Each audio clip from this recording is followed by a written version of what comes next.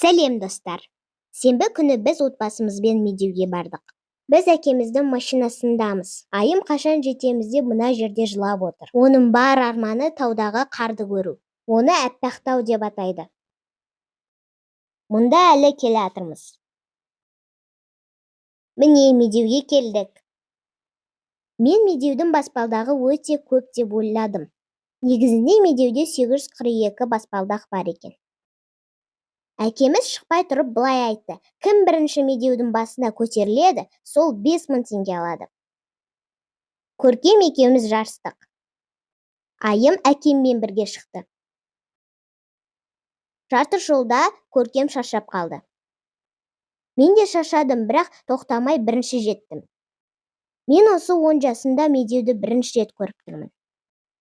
Кейін Көркем жетті. Біраздан кейін әкеміз, анамыз, айым жетті. Маған 5000 теңге, Көркемге 3000 теңге, айымға 500 теңге. Алматы өте әдемі, керемет көрінеді екен. Кішкене жүріп төменге қарай түстік. Шыққандан түсу оңай екен.